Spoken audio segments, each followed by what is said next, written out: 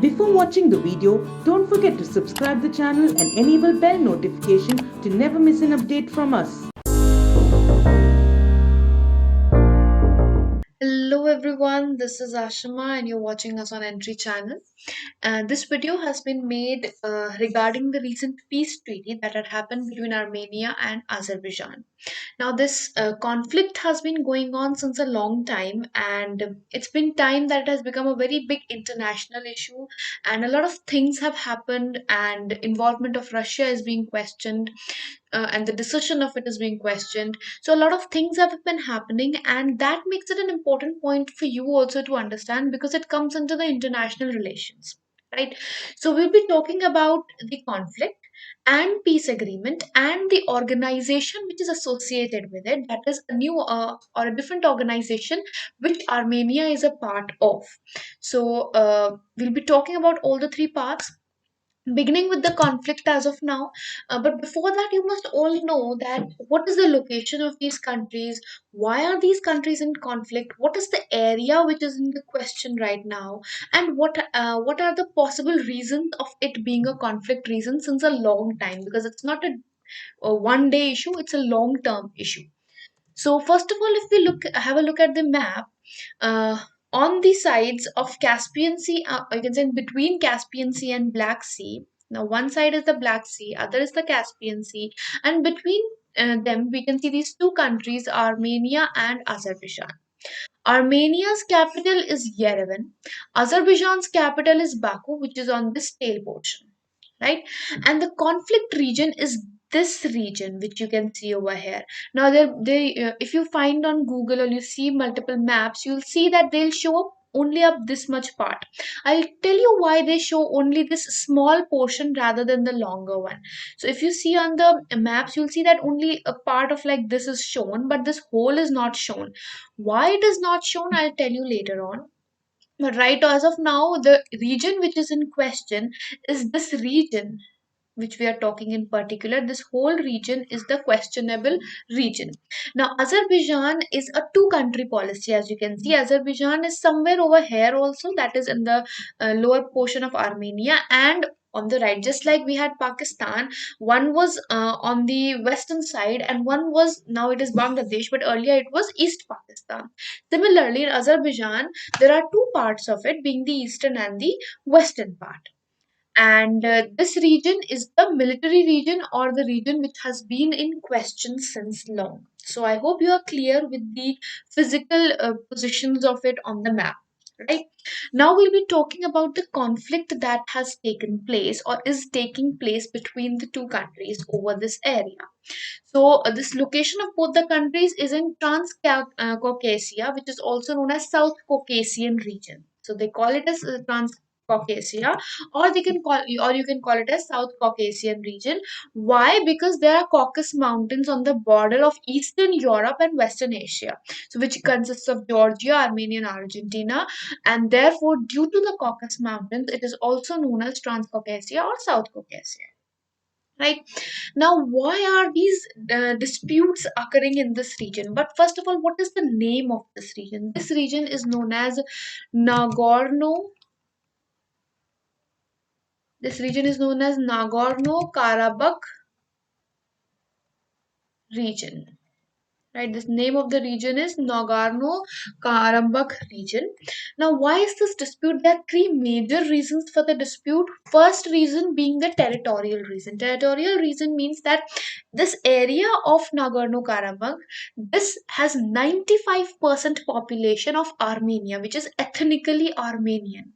Okay, and internationally, if you see in the international issue, it is considered as a part of Azerbaijan, but ethnically it is a part of Armenia. So the people living over here are Armenian or ethnical Armenians, whereas when we look at the international portion, this region is considered a part of Azerbaijan. That is one reason why it is a territorial dispute. Second thing, religious. Now, Armenia, if we have a look at Armenia, so Armenia is a Christian majority country, right? There are more Christians over there. Whereas if we look at Azerbaijan, Azerbaijan is a Muslim majority country. right? So we can see that since the territory of Nagorno-Karabakh is ethnically Armenian, we can say that majority Christian people are living over there.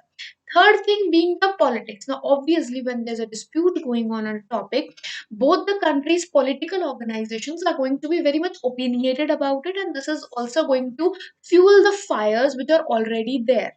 Right, some of the other parties going to come up and speak about it, and the issue will be alive again. Right now, is it an issue of today only, or has it been going a long time ago? So it has been going on since the history of the formation of both the countries. So in 1920, Nagorno-Karabakh Autonomous Region was established in the Azerbaijan. Now, who established this? This region was established by the then Soviet Union. Right. So when the countries were being formed at that time, when the Soviet Union was breaking, at that time, Nagorno-Karabakh Autonomous Region was put under Azerbaijan. You can say something relevant to what the issue. You can relate it a bit to Jammu and Kashmir and India region also. So this was an autonomous region, and Soviet Union placed it under Azerbaijan in 1920. Then in 1988, the Nagorno-Karabakh legislature had passed a resolution, and according to that resolution, Armenia was they were going to join Armenia basically. So Nagorno-Karabakh passed a resolution that they should join Armenia, although the legal location is in Azerbaijan's borders. So although they were placed in Azerbaijan, they decided to join Armenia, right? So in 1991, then again, the referendum was done. A referendum took place, and this referendum was boycotted by Azerbaijan, and it was declared that they will join none of the countries. They will neither join Armenia nor they are going to join Azerbaijan. They are going to be independent. But due to this independence, war erupted between both the countries over who wants that region. So many deaths were there. There were thousands of refugees, which were there, hundreds of refugees, and casualties occurred. Then in 1994, Russia came into picture and it said that there should be ceasefire and wherever you are, remain there. At that time, when the ceasefire had taken place, at that time, Armenia had occupied a part of of this Nagorno-Karabakh region. In 2016, what happened? A 4-day war took place. It is also called 4-day war between both the countries. Both the countries fought over the issue, and the very tense situation was created between both of them. Right. So if we go by the timeline, this is an issue from 1920, and the last big thing that happened was in 2016 when a 4-day war had taken place. Right. Now, what has been the impact of these wars? Definitely, the region is destabilized. It can neither progress nor go down. And even in the time of COVID, they are fighting over the territory. That definitely tells that how this destabilized this region is. There are so many casualties that are taking place. So we have a destabilization of the region, of the Caucasian region as a whole, because both the countries and the region is fighting. Then we have a lot of casualties that this region has to face because of the conflict. Then there are a lot of economic impacts also happening. There are a lot of economic impacts that are happening because oil prices are being affected, because European and Central Asia, both of them, they are significant oil and gas exporters, right? Azerbaijan is a very important oil and gas exporter to Europe and Central Asia, and that makes it a economic impact on the region, right? Now, this is all about the conflict, right? Where has it been beginning? How it has begun? What is the area? Who has under it? These are the things that we know about it. But what is exactly in the new deal now? What is there that has come up new in the deal that has happened in 2020 now? So, this is the map right now. If we have a look at this map, first we are going to have a look at the map, and then we're going to talk about in detail, right? We already saw that this whole region is Nagorno-Karabakh region, right? We had seen that this whole region right over here is the Nagorno-Karabakh region, or the original Nagorno-Karabakh region, right? And it falls between Armenia and Azerbaijan. Now, what has happened is this area I told you a part of it was occupied by Armenia. This part was occupied by the military forces of Armenia. So it has been decided that the Armenian forces will leave this place. So this place or Kalbajar region, they are going to withdraw by 15th of November. Then Lachin region, they will leave by 1st of December. Then they will be leaving this portion of the region by 20 November. So by 20 November, the withdrawal is going to take place. The main portion of Nagorno-Karabakh region, that is this red area, this will be under the Russian peacekeepers. So Russia is going to deploy its own peacekeepers, I guess 2,000, 3,000. They're going to deploy over here for the peacekeeping of the area. And since a ceasefire, now it is a ceasefire kind of thing that has been announced by Russia. So before the ceasefire, Azerbaijan had taken this region under it. This region over here, you can see this region was taken by Azerbaijan military. So now this region, which is approximately 30%, is going to remain with Azerbaijan. So Azerbaijan is very happy with the deal that they are going to receive a part of the region, and rest of all military forces will be taking away, right? So this is basically a region of Azerbaijan, obviously. So this is the current deal that has happened, right? Now let's talk a bit about it. So first of all, whatever positions they are holding, wherever they are going to hold that position, and that is how Azerbaijan has got 30% of the region, right? Because it has got the right because of the ceasefire that has been announced. 15 to 20% has been lost now. Next of all, military operations all sorts have been suspended, and for 5 years Russian peacekeepers will be deployed in the region. So for 5 years, Russian peacekeepers are going to be there, and they'll be trying to keep peace in the Nagorno-Karabakh region. Apart from that, a Lachin corridor is also there. That corridor will also be protected by the Russian peacekeepers. What does this corridor link?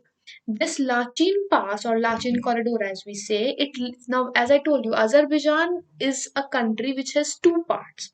So connection of those is done via Lachin Pass. So first of all, it's a road from Armenia to Nagorno-Karabakh, and so it links the Karabakh region to Armenia. First of all, now that region is for the people of Armenia because it's connecting Armenia and Nagorno-Karabakh. Right now, apart from that, a new corridor will also be developed or will be opened from Nakhchivan to Azerbaijan, and that is going to be under Russian control so that people can move from Nakhchivan to Azerbaijan or the second part of Azerbaijan, that is this region. So the new corridor will link this region to Nakhchivan part, right? Now, this is about the new corridor that is going to be developed. And refugees which have been displaced during this wartime, they are going to be replaced or they will be going back to their places. Now, what are the opinion of people in this? Armenian people, they're against the deal. Obviously, their land has been taken, as they say, and Azerbaijan is very pleased because it has got something which was its own, or they have got something out of a deal which has been considered by both the countries. Right? Russia says that it is kind of their balanced position. They want good relations with both the countries because they give arms to both the countries. But it does not seem like that because it is not in the favor of where it should have been or where it was expected. Why was it expected to be with Armenia? The reason is, first of all, why were they expected to be with Armenia? Russia has a military base in Armenia, right? Both the countries are a part of were a part of collective security treaty, and that is the where question has come up. There is a treaty called Collective Security Treaty Organization, just like we have NATO or North Atlantic Treaty Organization. Now, in NATO, we say that it is a military alliance where all the member countries are a group, and even if one country is attacked, all the countries are going to be protecting that country. Similarly, this is Collective Security Treaty Organization. It was initially just like Commonwealth nations was there to be supportive about each other and stuff, but due to or with the passage of time, it has become a military alliance. So in 2002, this organization became a military alliance. That is, when even if one country is in harm, all the countries are going to be working for that, right?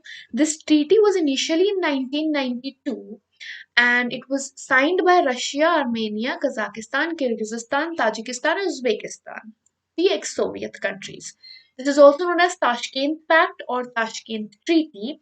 And later on, after these countries joined in, that is the six countries, three more joined in, that is Azerbaijan, Belarus, and Georgia. This treaty became was signed in 1992, and after a year ahead, that is in 1993, these countries signed, and in 1994 the treaty was effective. But Azerbaijan, Georgia, and Uzbekistan, these three countries left the treaty as they didn't find it helpful. So it was after 6 years that they left, and in 2002 it became a military alliance. This is how the functionality of this security treaty organization is. If we have a look at the map, you can see that. We are mentioning 2002 because of the latest renewal was in 2002, right? So we have Armenia, Belarus, Kazakhstan, Kyrgyzstan, Russia, Tajikistan, that is six member countries, two observers, Afghanistan and Serbia, and one possible candidate to be a member, that is Iran. On a map, if we have a look, this is the Russia, Kazakhstan, Uzbekistan, and Armenia, Belarus, Tajikistan, and Kyrgyzstan.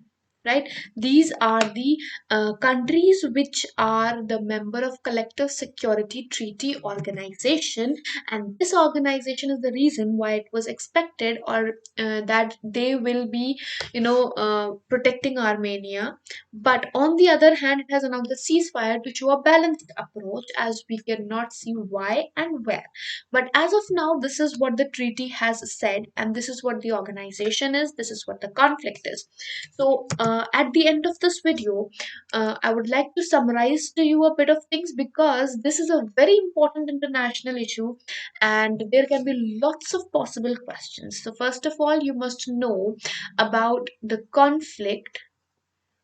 All right, conflict being the with chronology as to because it's important to know when the 4 day war had occurred, or when this region, Nagorno-Karabakh region, was given to Azerbaijan. The timeline is important, the chronology is important. Second of all, it is important to who mediated the treaty, that is how the treaty took place. The third one, after the mediation, is the Collective Security Treaty Organization and the members of it, and when it was signed, and when it was renewed, when it became a military alliance, and all of those such things.